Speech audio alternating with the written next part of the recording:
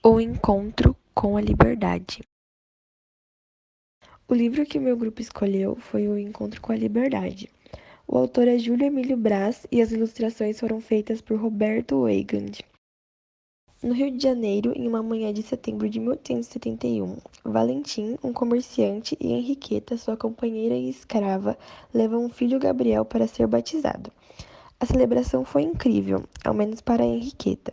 Não havia motivo para ela não estar feliz, ao menos pela probabilidade de seu filho ser um escravo, assim como ela.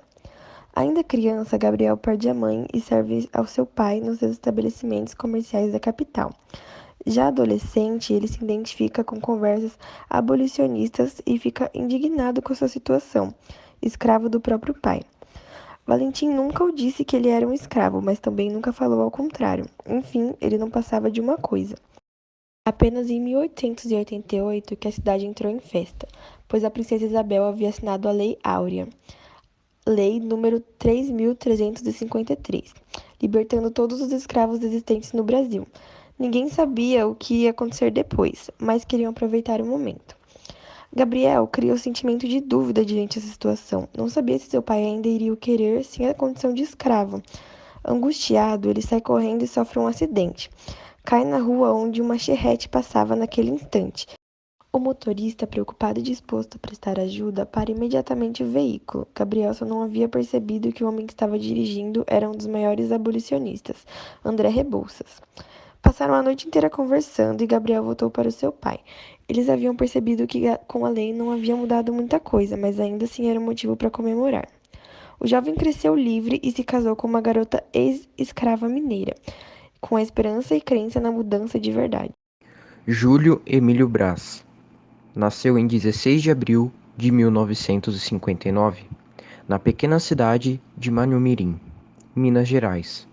Aos 5 anos, mudou-se para o Rio de Janeiro, cidade que virou seu lar.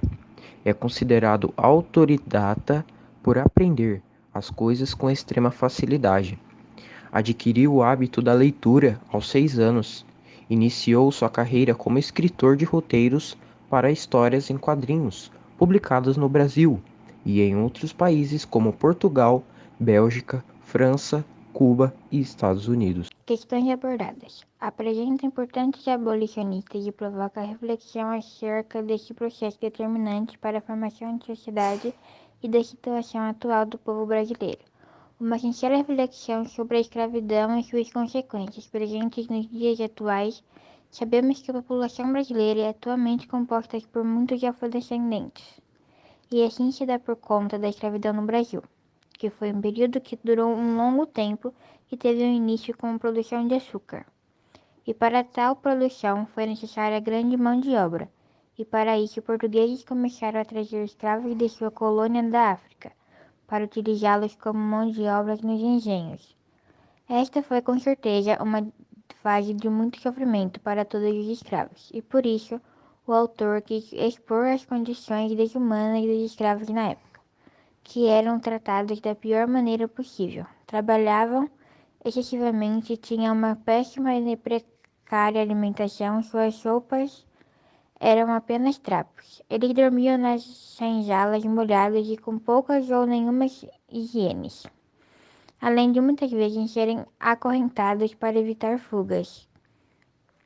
O livro mostra a partir da história de Gabriel toda a alegria e a festa dos agora ex-escravos, com a liberdade que adquiria e que a Lei Áurea significou um grande avanço na sociedade, mas em controvérsias, ela também os expôs a inúmeras dificuldades, pois apesar da libertação de todos os escravos, muitos deles não tiveram suas condições melhoradas. Afinal, para onde eles iriam? Com esses dados, fica claro que mesmo depois de mais de 130 anos de libertação dos escravos africanos, eles ainda possuem condições insuficientes, tanto é que o IBGE diz também que dos 10% mais pobres do país, os negros representam 75% do grupo. Infelizmente, não podemos negar que isso agravou muito mais a questão do racismo, pois as pessoas ainda não olhavam para os africanos como pessoas também, e assim como objeto, mão de obra, e que torna mais difícil para eles conseguirem um emprego digno, um salário digno, uma vida digna. Inclusive, hoje em dia, muitas pessoas utilizam diversas formas para expressar toda essa indignação, seja desenhos, música, danças, teatros, cartazes, e este livro foi a maneira do autor de expressar também e nos fazer pensar também. Relações, movimento social. O movimento negro no Brasil surgiu por volta do ano de 1988 de forma precária e clandestina, durante o período de escravistas. Após 10 anos, o movimento liberal abolicionista passa a ganhar força, desenvolvendo a ideia de fim da escravidão e comércio de escravos. Abolicionistas.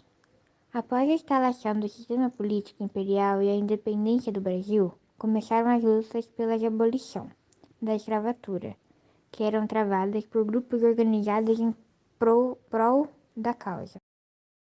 Achei muito interessante todo o contexto e toda essa relação. É uma história linda e emocionante, além de trazer um tema super importante. Confesso que para nós não foi uma leitura fluida, achamos que demorou um pouco para desenrolar alguns acontecimentos, mas valeu super a pena. A escrita do Júlio é realmente ótima e deixa aquela vontade de saber mais sobre os personagens e como tudo vai acabar. Sem contar que o autor aborda questões bem importantes durante a narrativa. Achei bem interessante essa ligação com o momento histórico que há na trama e gostei mais ainda de como o autor conseguiu montar uma história fictícia, mas com embasamentos tão reais. O livro nos faz refletir sobre como um período que aconteceu há mais de 130 anos ainda impacta na sociedade atual, trazendo muitos problemas e desigualdade entre a sociedade, nos fazendo enxergar o quanto é importante respeitar toda e qualquer pessoa ao nosso redor, e ao mesmo tempo agradecer pelas condições que temos, por termos uma moradia adequada, amigos, famílias e etc.